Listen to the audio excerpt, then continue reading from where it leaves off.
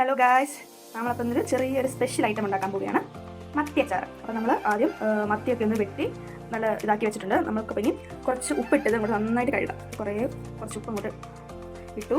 ഇനി ഇത് നന്നായിട്ട് ഒന്ന് തിരുമ്മി നന്നായിട്ടൊന്ന് വെള്ളം ഒഴിച്ച് നമുക്കൊന്ന് കഴുകാം. നമ്മൾ ഈ ഉപ്പിട്ട് കഴുകുമ്പോൾ ഇതിൻ്റെ ആ ഒരു ഉളുമ്പ് നാറ്റവും ആ ഒരു വളവെളുപ്പൊക്കെ ഒന്ന് മാറും. അതിനാണ് നമ്മൾ നല്ല ഉപ്പിട്ട് കഴുകുന്നത്.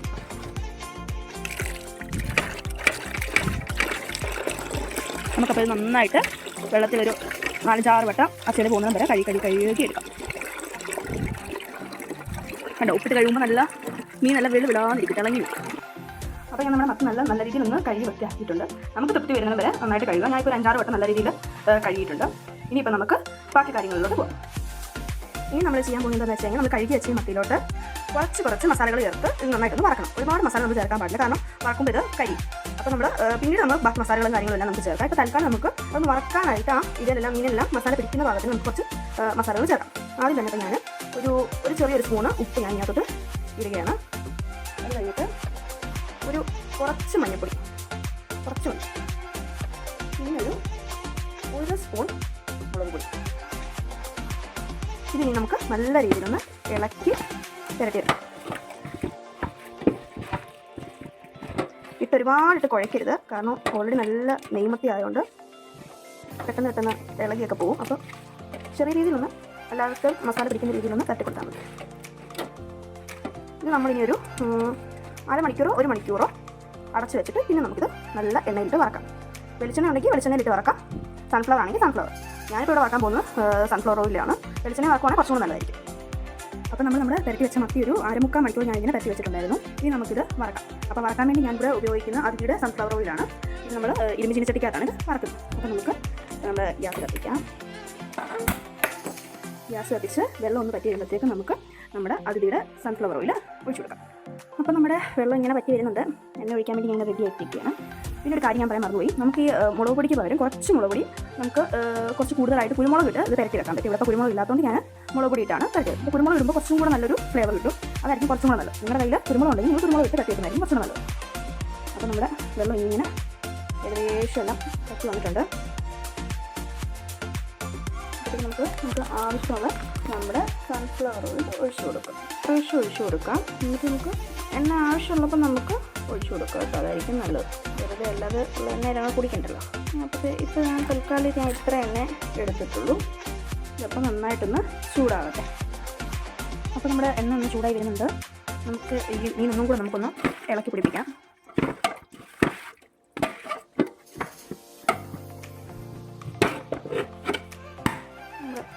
ശരി, ഒരു മസാല ഇങ്ങോട്ട് ഇട്ട് നോക്കാം. എണ്ണ ചൂടായിരുന്നു.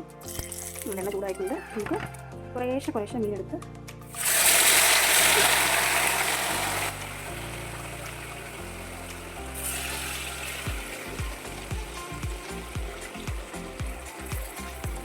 ഒരു 2-3 ട്രിപ്പായിട്ട് ഇതിങ്ങനെ ഇട്ടുണ്ടാക്കുന്നതായിരിക്കും നല്ലത്. ഇനിയിപ്പോൾ നമുക്ക് ഇത്രയും കൂടെ ഉണ്ട്, ഒരു ട്രിപ്പിനും കൂടെ ഇട്ടുണ്ടാക്കാനായിട്ടുള്ള മീനുണ്ട്. ഇതിന് നന്നായിട്ട് മുരിയണം. നല്ലതായിട്ട് ഇത് മുരിയണം. അല്ലെങ്കിൽ പിന്നെ അച്ചാർ ഉണ്ടാക്കി കഴിഞ്ഞാൽ അഴുക്കാവും. മുരിങ്ങില്ലെങ്കിൽ മീൻ നല്ല രീതിയിൽ മുരിഞ്ഞ് വരുന്നുണ്ട്. നമുക്ക് നോക്കാം. നമ്മുടെ മീനപ്പോൾ നല്ലതായിട്ട് വറുത്ത് വരുന്നുണ്ട്. അപ്പോൾ ഗായ്സ്, നമ്മുടെ മീനാണെങ്കിൽ നന്നായിട്ട് മൂത്തിട്ടുണ്ട്. നമുക്ക് തീ കൊടുക്കാം. നമുക്ക് ഒരു കീഴ്ത്തക്കായി എടുത്ത് കോരി വെക്കാം. ഈ പരിധി നന്നായിട്ട് മൂക്കണം.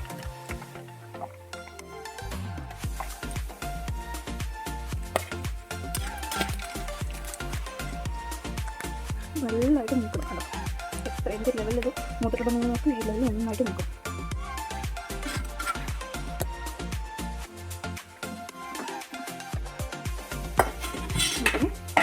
അടുത്ത ലെവലിൽ നമുക്ക് ഇടാം. അപ്പോൾ ഗായ്സ്, നമ്മുടെ 2ാം ട്രിപ്പ് മീൻകളും വറുത്തെടുത്തു. നമ്മൾ മീൻ വറുത്ത എണ്ണയിൽ തന്നെ നമ്മളാണെങ്കിൽ ഇവിടെ എടുത്ത് വെച്ചിട്ടുണ്ട്, ഇഞ്ചി എടുത്ത് വെച്ചിട്ടുണ്ട്, വെളുത്തുള്ളി എടുത്ത് വെച്ചിട്ടുണ്ട്, കരിവേപ്പില എടുത്ത് വെച്ചിട്ടുണ്ട്. നമുക്കപ്പോൾ ഓരോന്നോരോന്നായിട്ട് ഇട്ട് കൊടുക്കാം. ഈ അപ്പോൾ ഒന്ന് കുറച്ചിടുക.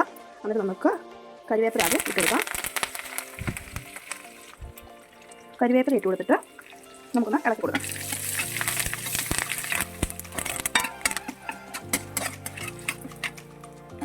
അതിൻ്റെ കൂടെ തന്നെ ഇഞ്ചിയും വെളുത്തുള്ളിയും കൂടെ നമുക്ക് ഇട്ട് കൊടുക്കാം.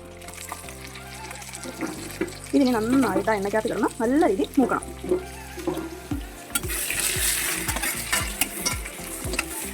ഇനി നന്നായിട്ടത് മൂക്കുന്നിടം വരെ ആ എണ്ണയ്ക്കകത്ത് കിടന്ന് നന്നായിട്ട് വഴന്നു വരട്ടെ. അപ്പോൾ നമ്മുടെ ഉള്ളിയും ഇഞ്ചിയും കരിവേപ്പില നന്നായിട്ട് മുരിങ്ങി വന്നിട്ടുണ്ട്. ഇനി നമുക്ക് ചെയ്യേണ്ടത് എന്താണെന്ന് വെച്ച് കഴിഞ്ഞാൽ സ്റ്റൗ ഓഫാക്കിയിട്ട് മിക്സിക്കകത്തിട്ട് നന്നായിട്ട് പൊടിക്കണം. അപ്പോൾ നമുക്ക് ഇത് പൊടിച്ചിട്ട് തരാം. ഓക്കെ, അപ്പോൾ നമ്മുടെ മസാല റെഡി ആയിട്ടുണ്ട്. നമ്മുടെ ഇഞ്ചി വെളുത്തുള്ളിയും കരിവേപ്പില നമ്മൾ നന്നായിട്ട് അരച്ചുകൊണ്ട് വന്നിട്ടുണ്ട്. സ്റ്റൗ നമ്മൾ ഓഫാക്കി വെച്ചിരിക്കുകയാണ്. ആ ഓഫാക്കിയിട്ട് സ്റ്റൗവിലോട്ട് നമ്മൾ കുറേശ്ശെ എടുത്ത് ഇട്ട് കൊടുക്കുക എണ്ണയ്ക്കകത്തോട്ട്. മസാലയെല്ലാം ഇട്ടിട്ട് നമുക്ക് സ്റ്റൗ ഓൺ ആക്കുന്നതായിരിക്കും നല്ലത്, അല്ലെങ്കിൽ മസാല കരിഞ്ഞു പോകും.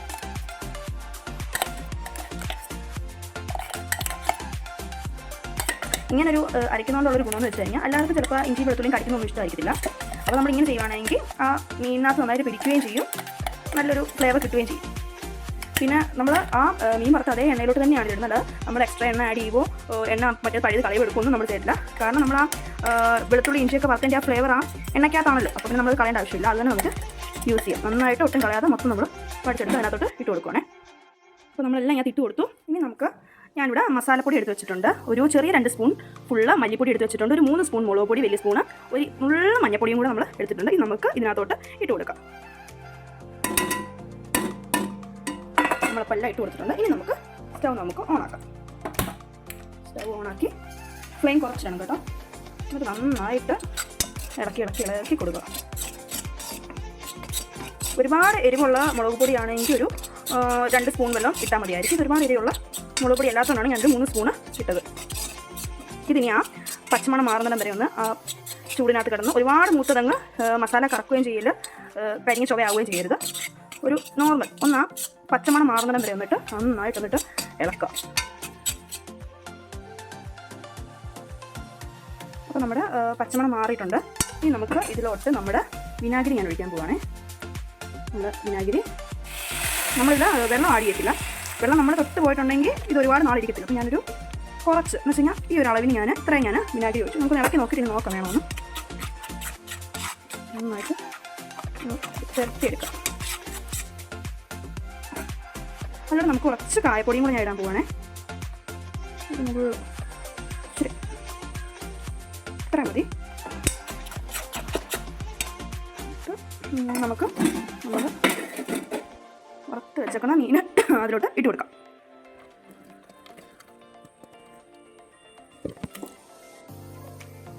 ആ എണ്ണ അതിനകത്തിരിക്കുന്ന എണ്ണ മൊത്തം ഒഴിക്കണം. അത് മൊത്തം അതിനകത്ത് ഒഴിച്ച് ഇതിലോട്ട് നമ്മൾ ഇച്ചിരി നുള്ള ഉപ്പ് നീരും കൂടെ ഇതിനകത്തോട്ട് ഒഴിക്കുക. ശരി ഒഴിച്ചാൽ മതി. കാരണം നമ്മൾ ഇളക്കിയപ്പോൾ നമ്മൾ ഇട്ടായിരുന്നല്ലോ ഉപ്പ്, അതുകൊണ്ട് നമ്മൾ നോക്കിയിട്ട് നമ്മൾ പിന്നിട്ടാൽ മതി. നമുക്ക് നന്നായിട്ട് ഇളക്കി കൊടുക്കാം.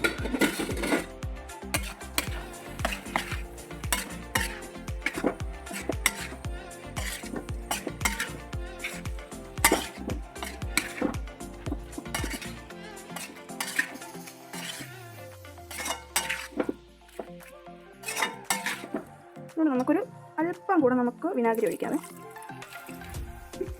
നമുക്ക് ഈ ഒരളവിൽ ഞാനിപ്പോൾ എടുത്തേക്കുന്നത്.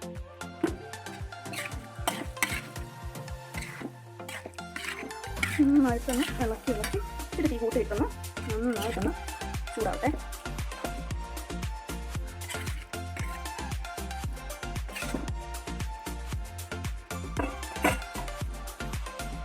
അപ്പോൾ നമ്മുടെ സ്റ്റവ് ഓഫ് ആക്കിയിട്ടുണ്ട്. നമ്മുടെ അച്ചാറ് റെഡി ആയിട്ടുണ്ട്. നല്ല അടിപൊളിയായിട്ട് വന്നിട്ടുണ്ട് നമ്മുടെ അച്ചാറ്. ഇനി നമുക്കിതൊരു ഒരു ദിവസം കഴിഞ്ഞിട്ട് എടുക്കുന്നതായിരിക്കും കുറച്ചും കൂടെ നല്ലത്. അതാകുമ്പോൾ ആ വിനാഗിരിയും ആ ഉപ്പും ആ മസാലകളെല്ലാം അത് പിടിച്ച് നല്ലൊരു പാകമാവും.